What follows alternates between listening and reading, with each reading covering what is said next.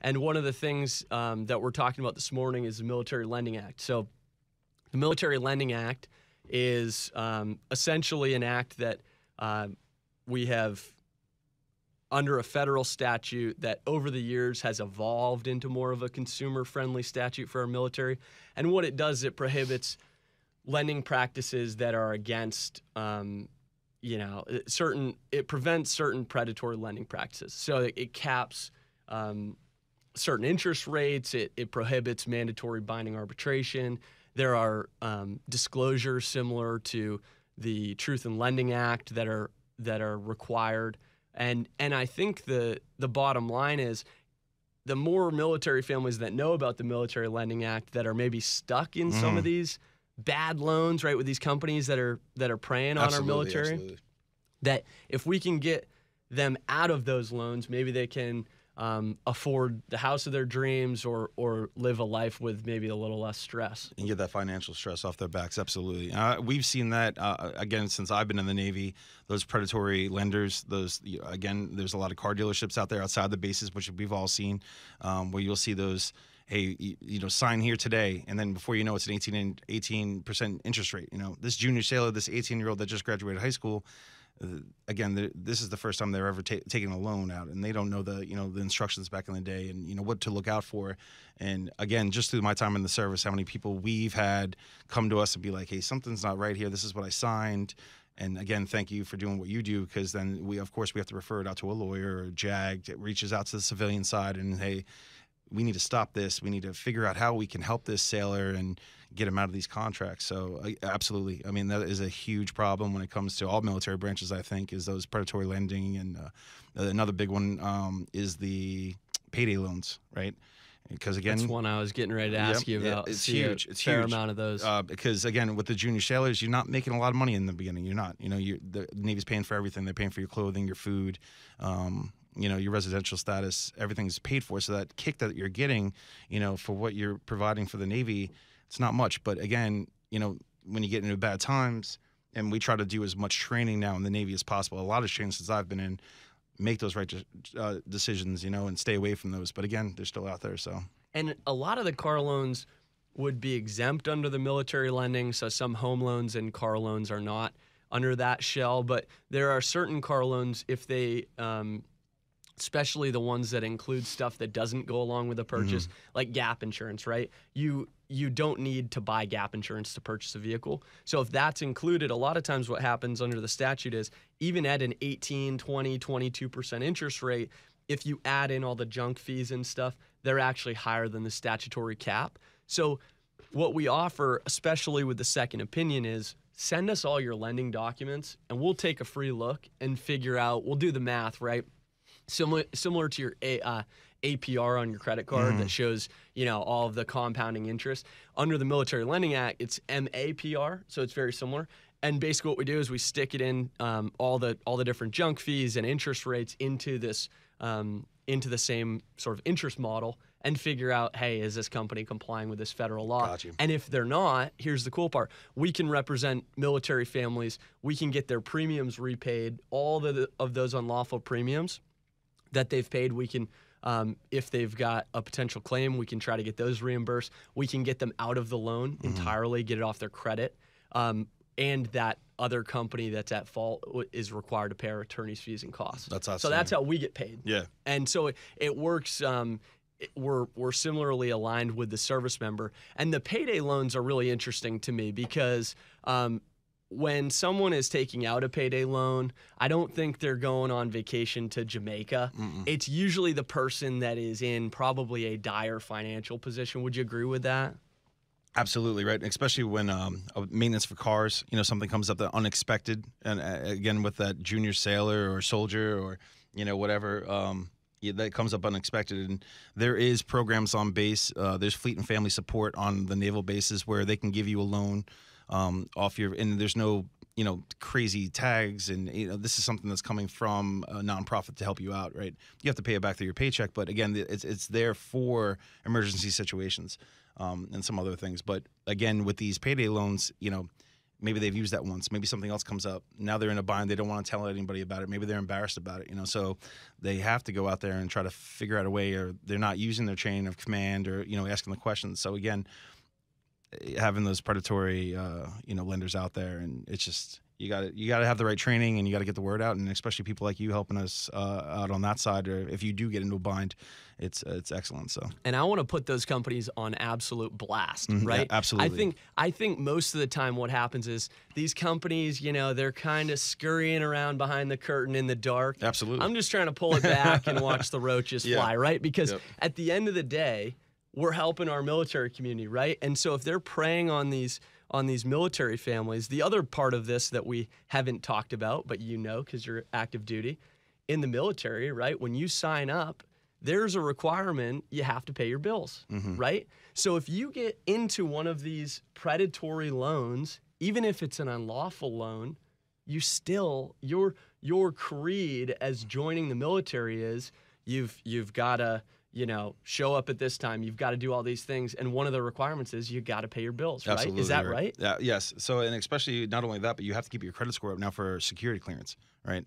And then I'll tell you what, with a lot of the stuff that we're talking about now, you see some of those junior sailors, even higher enlisted people, they get into a bind or something comes up, and, they max out their credit cards. Things happen in life, of course, right, that are unexpected, or you get into a spot where you've got to use your credit in the wrong way, or get yourself in a bind again. But if you lose your credit score, or your credit score goes down too low, you can actually lose your security clearance, which means you can lose your job and then essentially get kicked out of the Navy for it. Or I think all branches now are starting to have that required security clearances, even on the lower level. So yeah, absolutely. I mean, it's huge. One of the main things that I've heard from some of my clients is the reason why the military has that implementation is that if you have a security clearance, they don't want someone, some spy from another country or something like that. If you've got debt and somehow they can infiltrate that, now they've got someone that would be on the hook that would be willing to accept money in exchange, right? Is that the basic reasoning? That's technically it right there, is that, if you get yourself into a spot, again, and your credit's bad and you get yourself in a financial hardship, of course there is countries and probably spies or anything like that that are looking exactly for that person. Hey, maybe we can, get in there and get some information from them. And again, that's why the Navy, and I think the military as a whole, is trying to make sure that, again, your credit scores, your financials, you're paying your bills, and you're just keeping everything in the green. So you're not putting yourself on that scale, or, put you on where they can come and try to find that person. So, yeah. And I think one of the main positives of the Military Lending Act, and again, the 2017, the latest sort of amendment, if you will. It's gone through several iterations, but the main thing that it did was it created some of these carve-outs, and it doesn't allow these companies to force arbitration on service members. So when you file a lawsuit, everybody knows that this company is doing something that may allegedly be illegal, right? We'll see how it shakes out. But I think primarily what the Military Lending Act does, it offers buyers, right, who your credit score is part of that buying equation, your debt to income is part of that buying equation. What the Military Lending Act does is if you can get that one payday loan, not only do you get rid of that debt that's unlawful, but you get those premiums returned, and you can get your trade line deleted. So your credit score might go up 40, 50 points by getting that fixed. Especially if you're in default. I mean, there are times where if you're in default, I mean, there's no way out, right? I mean, what's your out? You either pay till you're gray, or you file for bankruptcy. That's right, yeah. And especially when again, I've seen this multiple times throughout the years. And once you get into that spot, that bankruptcy, or you don't have a way out, then you really, like you said, you're reaching and you're looking for help. And, it's, again, and what are you doing on a day-to-day basis for the military now? Your mind's not at work, and especially even for our veterans, for people when you're out, if you get into a spot, there is people that can help you. Of course, your firm, the base, any you could always reach out to not only maybe your brothers and sisters as well. So again, anybody that's out there that's in that spot and they're looking for a lifeline, there's help out there as well. So absolutely. And Adam, I think that you touched on something earlier that really is it strikes a chord with me, because I think a lot of times the military families that I speak with, they're not necessarily ashamed, but they're reluctant to reach out because they feel like they're taking advantage of someone. Because when the military says, "Hey, this is all you're entitled to," if they go back and appeal, well, now they are going against the military's word, and you're not, when they tell you something, it's gospel, right? That's right. It's the same with some of these companies, right? When you got an insurance company that says, you know what, your SGLI policy is worth this, and here's who it's being paid for. Oh, you're not, able to do this or that. It's gospel, and I'm reluctant to ever believe anything. Maybe it's just because of all the denials I see, but whenever I see somebody with a denial letter, whether it be civilian or military from an insurance company or something like that, I always think about who are they serving, right? Because I don't want to get too, America background on everybody, but 100 years ago, they might have been serving their customers, right? But now it's their customer versus their shareholder, right? And they're going to look out for their shareholder. And so the equation comes down to how can we, as a society, prevent some of these illegal companies or some of these illegal loans or fees or things like that. And one of the ones that I learned about recently, and this will be something any seller that you have moving forward that they should be aware of, it's been on the books as a law in Florida for a while now as a state law, but there are estoppel fees. So when you live in an HOA community or a condominium community, in order to sell from that community, you have to order an estoppel certificate, right? That's correct. Yeah. Yep. And then, go on. No, go ahead. Absolutely. You're the expert in this, so tell me about it. I mean, it's almost like a check. Hey, we're good to go. The HOA document's good to go. Now you are ready to sell your condo or property of the thing. But again, it depends on who you go through. Sometimes if you switch your buyers, they'll ask for another fee, right?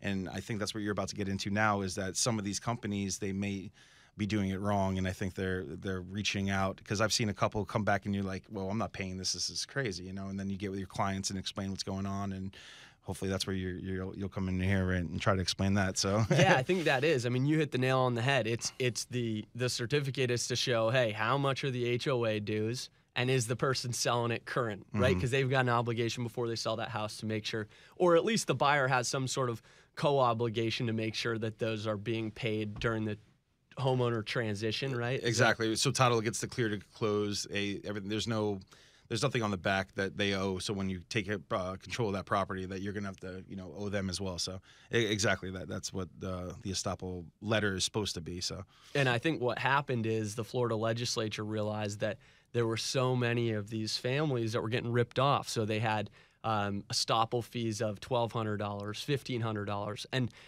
and by the way, folks, these are not your real estate agents or your loan officers that are making money off this. Most of the time, it's the HOA hires a third-party company. Yes. And the third-party company orders a certificate. Is that right? That's absolutely right. And usually it's not even the HOAs aware of it. They, like you said, they use a third party. And again, depending on who they're using, again, with these crazy fees, and once you reach out to the HOA and be like, hey, I just got a estoppel fee for $1,000. How does this make sense? Well, what do you mean? Blah, blah, blah, Exactly. So you got to ask those questions. You got to double check and make sure whoever you're using, and especially title too as well.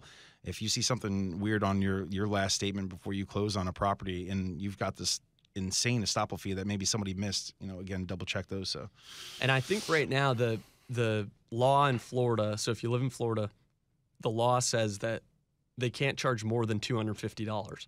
But what I've seen recently is they charge $250, but then it's a processing fee. It's a this fee.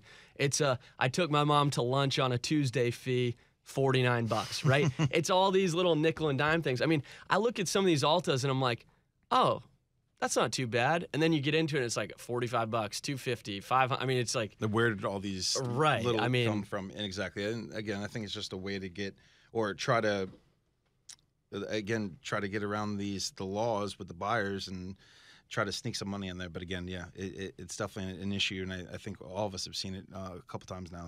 So if you're selling your home, folks, and you see on that altar, that closeout, you see an estoppel certificate or fee, or even if it says estoppel and it's greater than $250, or the fee associated is greater than $250, that should be a red flag, red flag, red flag. And, just make sure that you're protecting your family. You might save yourself at least, $500 to $1,500. Good amount of money. Yeah.